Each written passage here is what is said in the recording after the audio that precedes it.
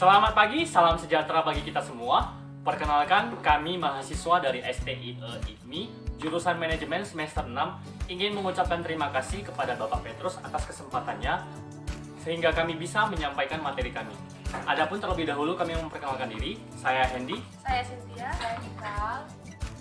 Pada kesempatan ini, saya akan menyampaikan materi terlebih dahulu. Pengertian sumber dana bank adalah usaha bank dalam menyimpun dana dari masyarakat. Perolehannya ini tergantung dari bank itu sendiri, apakah bisa dari simpanan masyarakat atau dari lembaga lainnya. Pemilihan sumber dananya juga menentukan besar kecil biaya yang ditanggung. Oleh karena itu, pemilihan sumber dana harus dilakukan secara tepat. Nah, secara garis besar, sumber dana itu berasal dari bank itu sendiri, masyarakat luas, dan dari lembaga lainnya. Yang pertama yang saya mau bahas adalah dana yang bersumber dari bank itu sendiri.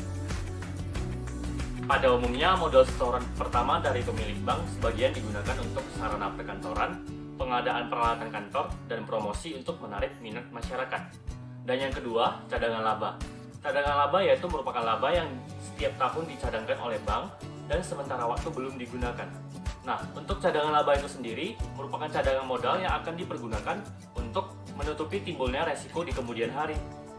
Cadangan laba ini dapat diperbesar apabila bagian untuk cadangan tersebut ditingkatkan atau bank itu sendiri mampu meningkatkan labanya.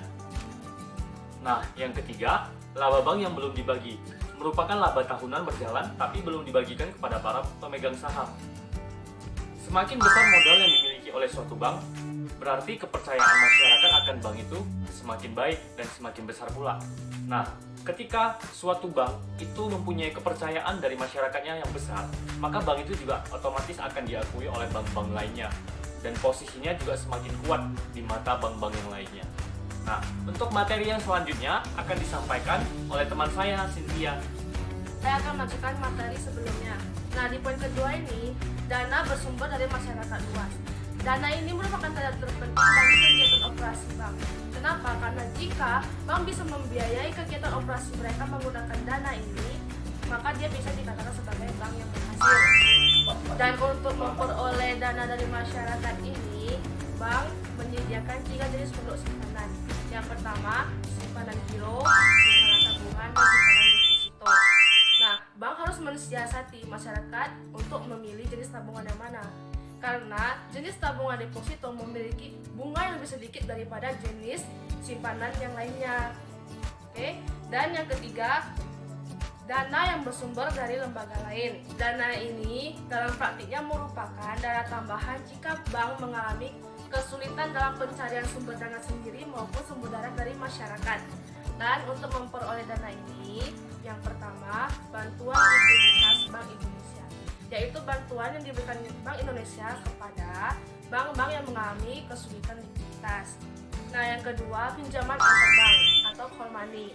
Pinjaman ini dipinjamkan dari bank yang satu ke bank yang lainnya dalam waktu kurun 7 hari. Nah, bank yang meminjamkan dapat sewaktu-waktu menarik kembali uang yang dipinjamkannya kepada bank tersebut. Dan yang ketiga, pinjaman dari bank-bank luar negeri merupakan pinjaman yang diperoleh dari perbankan dari pihak luar negeri. Yang keempat, surat berharga pasar uang.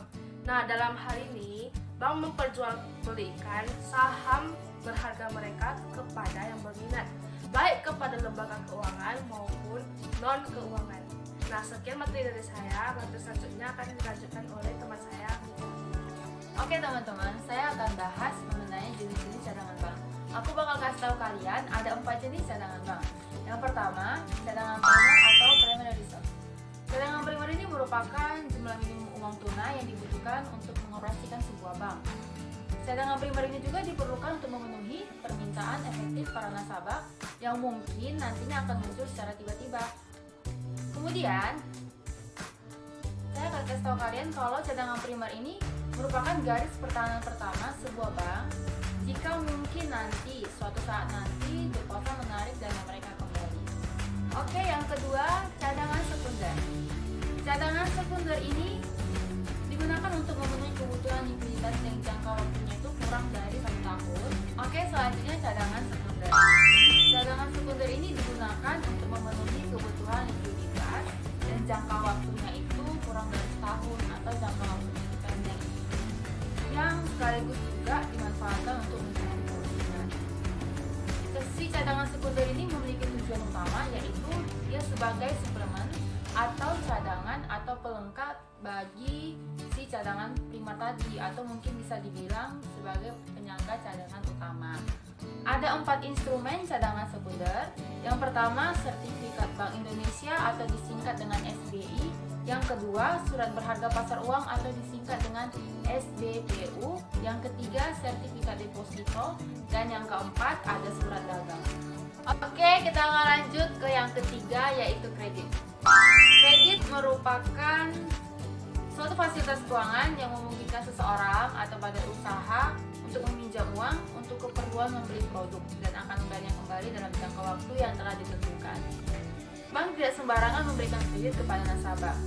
Jadi, setelah bank mencukupi cadangan primer serta kebutuhan cadangan sekunder, barulah bank dapat menentukan besarnya volume kredit yang akan diberikan. Dalam pemberian kredit, pihak perbankan akan mengadakan perjanjian. Namun, sebelum hal itu terjadi, pihak peminjam harus mengajukan proposal terlebih dahulu kepada pihak perbankan untuk dianalisa dalam hal latar belakang seperti prospek usahanya itu apa, latar belakang pengusaha itu apa, dan jaminan yang diberikan itu apa. Hal ini dilakukan agar nanti ke depannya tidak terjadi yang namanya kredit macet. Kemudian yang terakhir ada investasi jangka panjang. Investasi jangka panjang ini merupakan investasi di dalam keuangan dengan masa investasi yang paling lama, setidaknya di atas 5 tahun. Investasi jangka panjang ini memiliki potensi keuntungan yang sangat besar. Investasi jangka panjang ini juga memerlukan modal yang cukup besar, tetapi seimbang dengan potensi keuntungan yang didapatkan. Contoh investasi jangka panjang yang paling populer itu contohnya investasi dalam properti.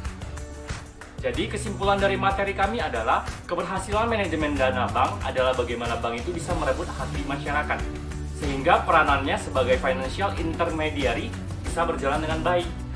Oke teman-teman, terima kasih sudah telah menonton video kami.